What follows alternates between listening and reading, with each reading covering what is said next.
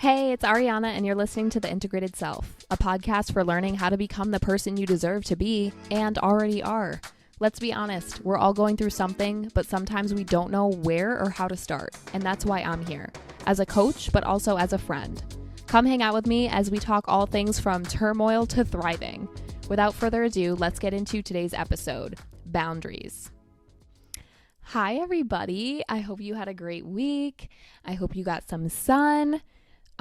We had a really nice stretch of weather. I live in New York, by the way, and we had a really nice stretch of like beautiful 60, 65 degree spring weather. The sun's out and shining. The pollen is everywhere. And then the next week we hit a whole week of rain and cloudiness and cold and wind. And so it hasn't been the best, but I'm still very excited for summer and the warmth, and I've just been using this week to get ahead. I have some very important things going on in the business, and I am just so excited. And so I hope you guys had a great week. I'm so glad that you're back. I've been getting some feedback actually from some business partners, but also from, marketing people and clients as well about this podcast. And everyone's been telling me that they really enjoy the 30 minutes and that, when a podcast goes over an hour, it's hard to kind of find that time and listen to the whole episode all the way through. And so I'm going to take that advice, at least for now. I will stick to that as best as I can. And so let's just get right into today's topic, which is boundaries. Boundaries, this is such a funny topic, and it's funny to me because I could talk about this topic for probably 4 hours, but believe it or not, we learn or don't learn boundaries at a very young age, right? So we know that boundaries are, things in place and when it comes to other people. And the reason though, why I think a lot of people assume like, oh, we have to set boundaries for the other person, right? And that's not it. It's actually us setting boundaries for ourselves. It's us deciding, wait, how do I want to be talked to? What kind of behavior or things am I going to tolerate and not? How come every single time I get so annoyed and so offended when this person, acts this way? And it's like, that's because there's no boundary set in place. And so the boundaries actually are in place for us so that we kind of draw the lines on, what we tolerate, what's okay with us, so that other people now are aware of, oh, she draws the line right there. I cannot, come over unannounced, and so that's just an example. But boundaries are for us. And I always thought that boundaries are confrontational and harsh and scary because I never knew how to set them. And I think that if we don't know how to set them, we do everything in our power to not set them, right? It's like, how long can I tolerate this behavior before I have to say something, right? Especially if we were, we have people-pleasing tendencies, setting a boundary goes against that, right? We don't want to upset anybody. We don't want to cause any drama or danger or, anything that could end up backfiring. And so I did everything in my power to not set a boundary until I literally had to. But the problem with that mentality is that you are now kind of susceptible and putting yourself in a position where you are now able to get hurt. And, you're kind of just throwing yourself up for that and setting yourself up for that to happen because that other people around you can't read your mind. They don't know that the things that they say offend you or that it makes you feel uncomfortable when they do this or that. And so if you just sit there and you don't set a boundary and you don't speak up for yourself, ultimately the one that's suffering in those situations is you, right? And so it took me so long to realize that even really healthy relationships require boundaries. I always thought, a really good relationship wouldn't need boundaries, and that's not true, right? Like, for example, when I moved out of my parents' house, I live with my boyfriend now, and when I moved out, I felt kind of weird just walking into my parents' house without knocking or saying that I'm coming over. And my parents have this open door policy where it's like, this is your home too. Like, just because you moved out doesn't mean that you're not welcome here whenever you want to be here and come over whenever you want. But I feel like I wanted to set a boundary because it makes me feel uncomfortable to walk into their house without announcing myself because I don't know what they're doing. I don't know what their plans are. I don't know if they're home or not. And so I just kind of told myself, like, I'm going to let them know when I'm coming over, right? And that's just one small boundary that I've set just with myself. They didn't ask me to do that, but it just makes me feel more comfortable. Like, if I plan on going over there, I'll shoot them a text and let them know that I'm coming so that I don't put myself in any uncomfortable, weird situation, right? And I think that's a really good example of what a boundary is. And so we learn boundaries at a young age. We watch our parents, right? Our subconscious mind forms, and we kind of watch people around us. We watch people, react to certain things, and we watch our parents say no and watch our parents stand up for themselves, right? And so if we see our parents say no and that, oh, I'm not going to that because I would feel this way, or, setting boundaries with other people in their lives, then we learn that we can set boundaries too. But this got me thinking a lot about children and how we're raised. And I've been studying conscious parenting more and more in preparation for when I have my own children. And I started thinking about when we are kids and we are observing our adults, the adults around us, and the parental figures that we have. Around at the age of 3, 4, or 5-ish, we begin to test our boundaries. And I think anyone that has kids, anyone that's been around kids or has nieces or nephews or anything like that, we see that at this age, kids really start to test their boundaries. So that's because they don't know that boundaries exist. And so they try and see, okay, how much can I get away with? Like they start lying, they start, acting up to look at us. They're looking at us for our reaction, for us to say, that's not okay. We don't talk like that, so that's them testing their boundaries. And so we start saying things, or when we're this age, or we start to tell our parents no, and we do it anyway to see their reaction. So if we were told when we were a little kid, like, no sweets after dinner, and then you keep asking and asking, and as a kid, you're pushing yourself. You're trying to see, okay, at what point, how many times can I ask to have a cookie if I can get it? Like, let me see what I can do to try and move this boundary. Obviously, that's not consciously what we're thinking, but that's what's going on in their brain. They're trying to figure out, okay, how can I get what I want? And they know that that's not allowed, but they still do it anyway to see if you're going to give in. And that's where it's really important. I'm thinking, and I don't like to speak on being a parent since I'm not one. I'm not a parent, but I think it's really important in those situations to recognize that your kid is testing you and they're waiting for you to remove that boundary and let them have it.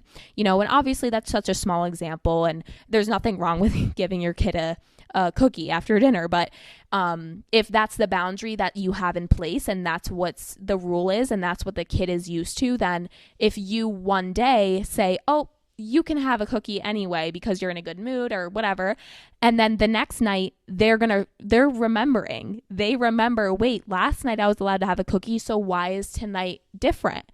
Right? So you have to, as a parent, I think, stick to your boundaries so that the kid really learns what a solid boundary looks like.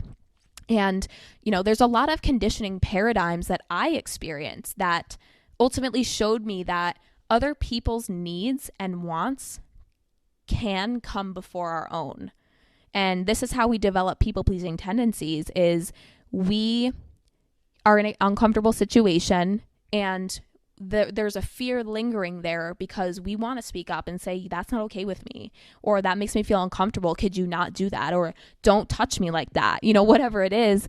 And if we don't see other people speaking up around us when we're children, it becomes harder and harder for us to do that on our own, because not only are you in an uncomfortable situation or in it being treated a way you don't want to be treated, but now you have fear because you don't know what to say. You don't know how to handle and speak up for yourself in these situations because chances are you probably didn't set that many boundaries when you were younger. And so I, being a former extreme people pleaser, would literally suffer in an uncomfortable situation because I was so terrified to speak up and say, that's not okay with me. Because as a people pleaser, you want everybody's validation. You want them to like you. And so if I'm in a group of people like at college and I totally disagree with what's being said or what's going on, I would just keep being in that situation knowing what's happening, but I wouldn't say anything because I was so terrified of losing those friends. And so that's a people-pleasing tendency where you are suffering in a situation knowing that you want to speak up, but you don't want to because you know that there's a risk to that, risking losing their validation or their approval or them liking you or you being in their group or whatever it is. And it's very scary, instead of coming from the mentality of like, you know what, that's not okay with me and I don't care. I'm going to say it anyway. And I don't care if they have a differing opinion or if they shun me, like this is uncomfortable and I'm going to protect myself.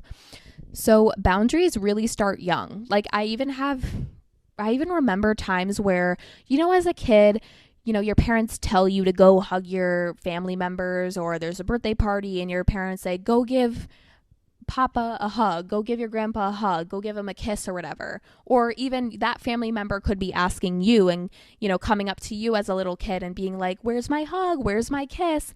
And if you don't want to do it, you're uncomfortable or you don't want to kiss your grandfather or you don't want to whatever it is, and your parents say, Arianna, give him a hug, give him a kiss.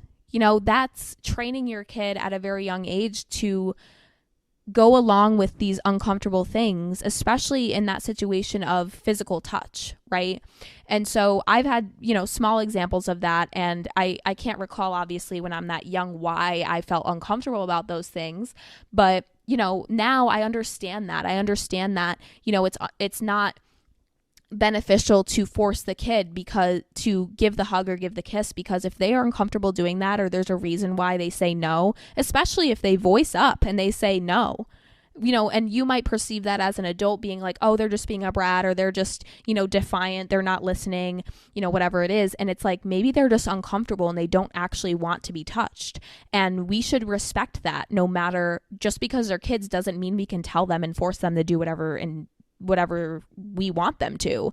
And I think it's very important to teach kids at a very young age about bodily autonomy and how, they should say no. Even if someone older than them, a family member or a parent even, is touching them and they don't want to be touched, I think it's a really great practice at a young age to have them say no and say, no, that's my choice, and now I have a lot of young kids around me in my life because my boyfriend has, nieces and nephews, and we have neighbors who have kids and everything now. And so I keep that in the back of my mind and really treat them like they are mini adults, in the fact that, if I say, can I have a hug, and they say no, I will respect that. I won't go over to them and invade their space, right? Because that's going to teach them that even if I do say no, someone could disrespect me and still cross my boundary.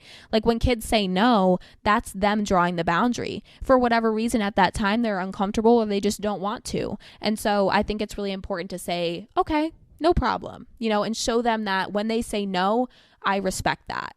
And so boundaries, going back to boundaries in general, boundaries are a form of self-love, right? So like I said before, I always thought that setting boundaries was like the last thing you should do. Like, be uncomfortable, be afraid, be mistreated for as long as possible until you really can't stand it anymore, and then set a boundary. And boundaries are a form of self-love, because by setting boundaries with people in any relationships around you, you are showing yourself, hey, I love myself so much that I don't want to be hurt again by this person. And they've demonstrated to me that they hurt me with their words, or the way they treat me, or the way they touch me, or whatever it is. And by me setting a boundary and letting that person know, hey, next time, call me before you come over. Or, hey, I really don't like being called X, Y, or Z. So next time, just please don't call me that, or whatever it is. Or, hey, I really don't like when people speak for me. So if you want to know how I feel, just ask me and I'll let you know. Right? Because that's one thing that I can't stand, is when people speak for me and they're like, yeah, Arianna's blah, blah, blah. And it's like, how do you know how I feel? So setting the boundary, that way that person knows where you stand. And if they choose to cross that boundary, they've already been kind of given that warning, and you can kind of understand, okay, I've communicated my boundary to them, but now they keep crossing it. They're not respecting my boundary. And if they don't respect my boundaries, then they don't respect me. So boundaries are a form of self-love because you're ultimately kind of writing the guidebook on how you deserve to be treated and what you tolerate and don't tolerate. So now if people in your life, you set the boundaries with people, it doesn't have to be harsh. It doesn't have to be confrontational. It doesn't have to be a huge fight. You can set boundaries in a way where it's out of love. And if that person, the telltale sign that person's really freaking awesome is when they listen and they're like, okay, no problem. And then they show you through their actions that they respect the boundary because they don't cross it. And now we can have a healthy relationship with healthy boundaries. And that's okay.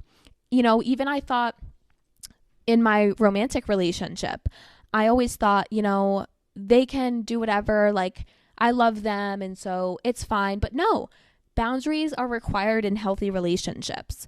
My boyfriend and I have boundaries.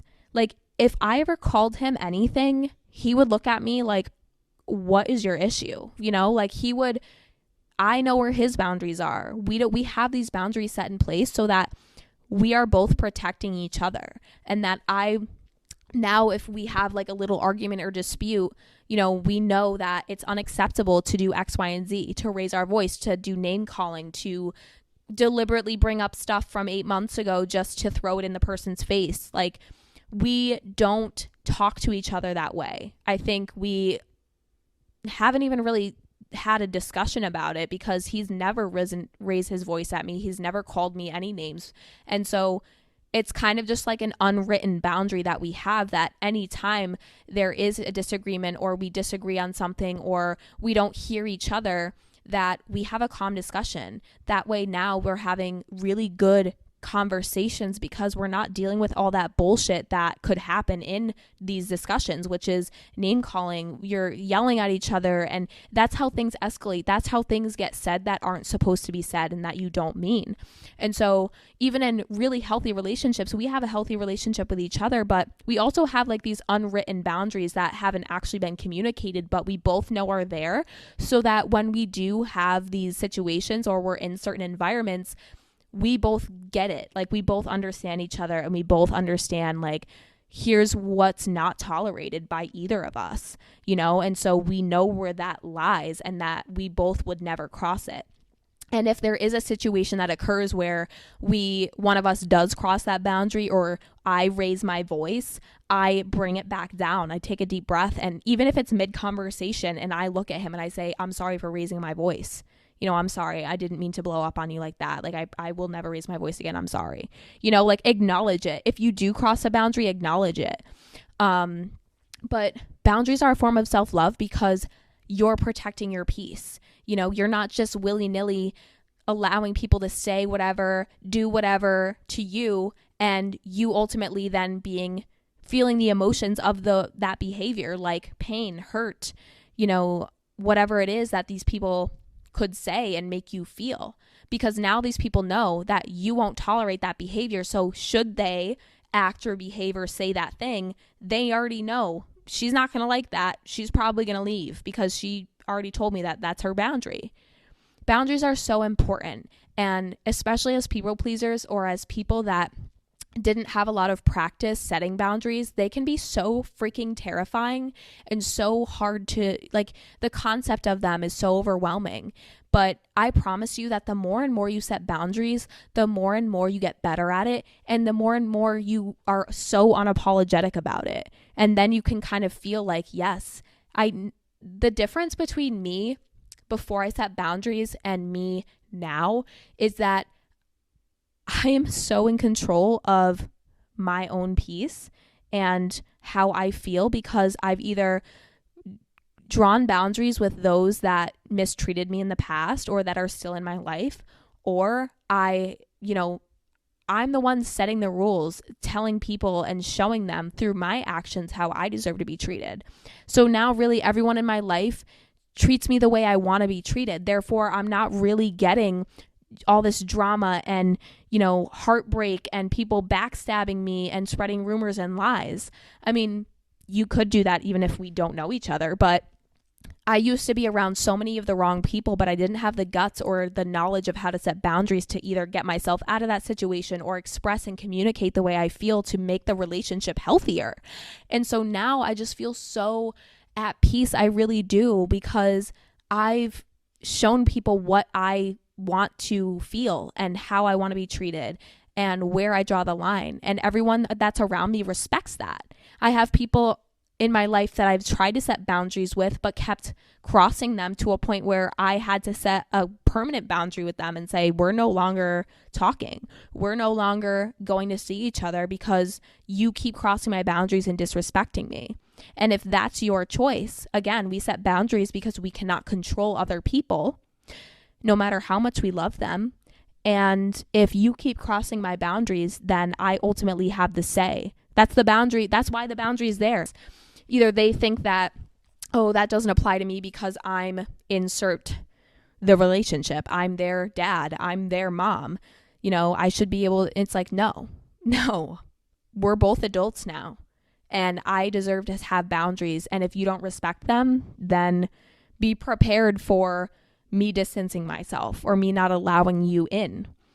And so boundaries are essentially set. They're, I like to say, temporary pain, because you kind of have to go through that fear and uncomfortability. It's outside of our comfort zones, especially if we don't have that much experience setting boundaries. But it's like going through that temporary like pain or anxiety or fear of setting the boundary. And once it's set, you're trading that temporary pain or uncomfortability for long-term comfort and growth.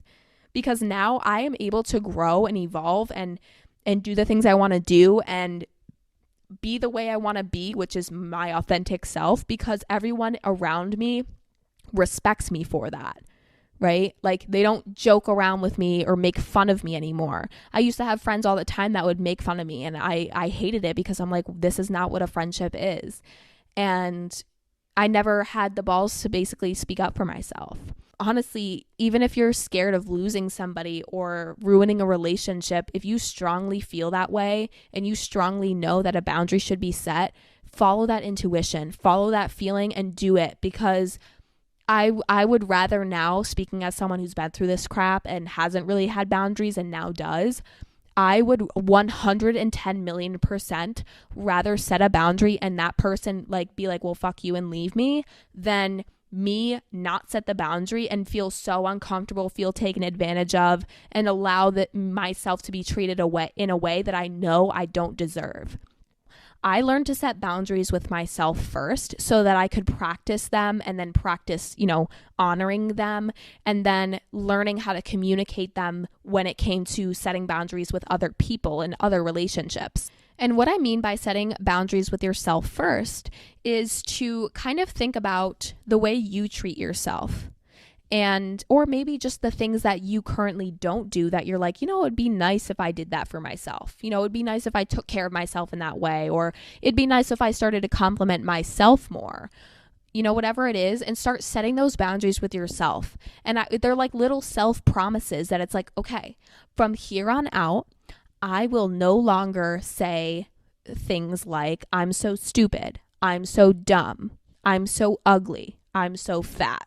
Right? Even when it comes to joking around, like when I have relationships with my friends now and they're different friends where, we poke fun at each other and it's obviously harmless joking around. It's not, little passive aggressive jabs. It's genuinely like, girl, what are you doing? Like, you typed in the wrong address. Like, what are you thinking? And a lot of times I would find myself in those situations like being embarrassed. And so I would like further shit on myself and join them in like shitting on myself.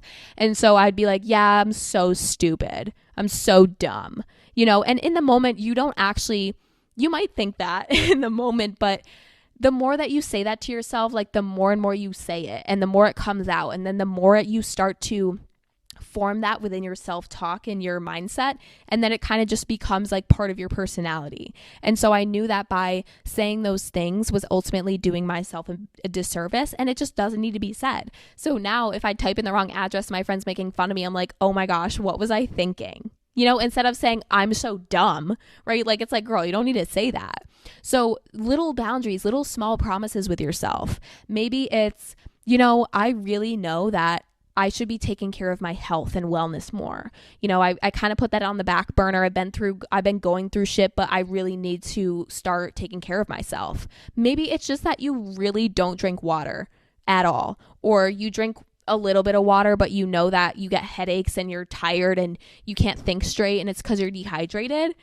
Start making these boundaries with yourself that in the morning before I have my cup of coffee, I will be having a tall glass of water first, right? And that's not, it's a boundary in the way that you treat yourself. And so now every morning you're treating yourself in a better way because you've drawn that boundary and you've said, you know what? It's not okay that I treat myself this way. It's not okay that I ignore my water intake. It's not okay that I drink 4 nights a week. And by setting a boundary with myself, now I'm only going to have 2 drinks a week, right? And it's going to be different for every person, but that's what I started to do. So now I'm taking care of myself. I'm setting the boundaries. I have do's and don'ts with myself and how I treat myself, right? I always say treat yourself like you're dating you. How would you want your partner to treat you and take care of you, right? Take care of yourself that way first. So start setting boundaries with yourself first. Come up with a couple things that are like non-negotiables or things that, you really should set a boundary with yourself with, and start following through with that. It's also going to build that trust again, that self-trust, that security, that safe place that you have with yourself, because now you trust you. Now you know, okay, I said I was going to do this and now I'm doing it. I trust me. I trust that I'm always going to follow through. I'm not going to abandon myself, right? And then start practicing it with other people. So where you know that you should set a boundary is when someone says something, or you're in a situation, or you just get that uncomfortable feeling, like you feel icky and maybe you just feel hurt or offended. And that's where you set the boundary, right? So it's kind of learning, like, in what situations is this behavior not okay with me? Or is my parents coming over unannounced not okay with me, right? So start with yourself, then start with others. And boundaries don't have to be confrontational with other people. So you can set a boundary in a calm way, right? So if you're on the phone with your dad and your dad is saying, hey, come over for dinner on Sunday. And you say, well, actually Sunday night I have plans to do X, Y, and Z. And they're like, well, you never come over, so we're doing dinner on Sunday and we'd really like it if you came. And your response is, I really appreciate you inviting me, Dad, but I have plans on Sunday, so I won't be able to make it.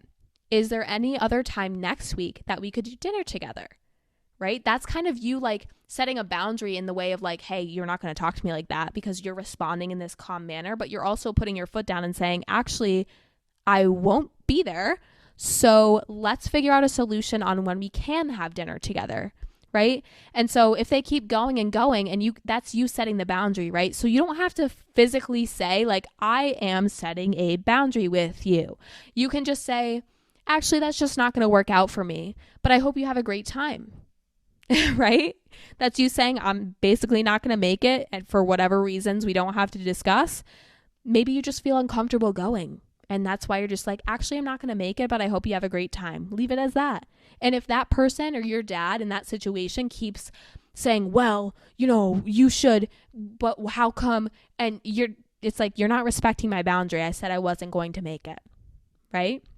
So it's learning to not, also a huge thing that comes with boundaries is learning not to submit to other people when you do set the boundary and they cross it. So if you set the boundary and then your dad keeps saying, well, blah, blah, blah, and how come you can't make it work, and why can't you reschedule your blah, blah, blah. When someone starts to confront me, especially when I was beginning with this boundary practice, I would get nervous, because now I'm like, okay, well, now this is a whole confrontational thing and they're telling me what I should and shouldn't do. And I was always like terrified of authorities. And so when anyone would say something to me like that, or say, no, figure it out and reschedule, I'd be like, oh, okay. Like in the beginning, it's funny because I would set the beginning boundary. I would set the boundary first. And then if that person like was totally not respecting my boundary, I would fall back into my people pleasing tendencies and be like, yeah, okay, I guess I can reschedule, because I'm like, well, my boundary's making them upset now. No, because look, now I'm back in that situation that I didn't want to be in. going to the dinner because that's not what I should be doing. I already have plans. So when you set the boundary and you are so 100% confident and that's where your boundary is, and that person tries to manipulate or make you feel bad for having that boundary, that is ultimately them showing you that they're not willing to respect that. And so now the ball is back in your court and you have the ability to decide, okay, this person's clearly demonstrating that they are not respecting the boundary that I set. What am I going to do now? Right? Do they keep crossing it so it's like the boundary's not even really there and I'm allowing that? You have to set another boundary. Maybe now it's a little bit firmer and you say, Dad, I don't want to tell you again.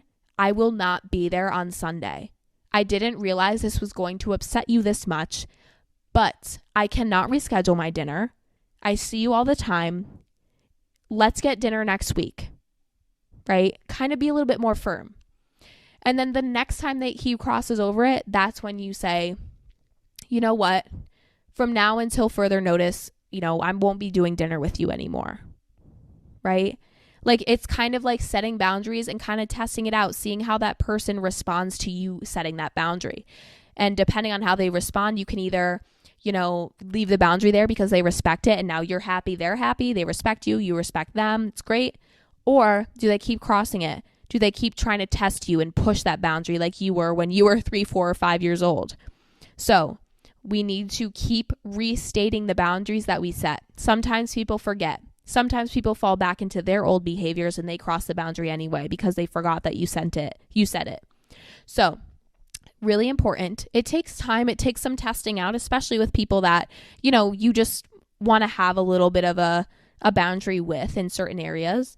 But it doesn't have to be so confrontational. It doesn't have to be harsh. And I promise you that I see you. I see you setting boundaries. If it's something that you've been working on, I understand how hard it is. I understand how uncomfortable it could be because some of us haven't been used to or haven't had experiences in life of us speaking our mind and putting our foot down and saying no, right? So if that's you, I see you. And I'm so proud of you. This is a hard thing to learn, but I promise you that once you learn it and you watch yourself do it and you watch other people around you respect your boundaries, and then you can now live your life with people around you that respect you and don't cross your boundaries, then you're going to be happier. You're going to have less drama, less conflict, right? Because now you're showing people, hey, this is where my standards are. And if you don't respect that, then, maybe we're not going to be as close. Maybe you're not going to come over as much. Whatever it is, whatever you decide.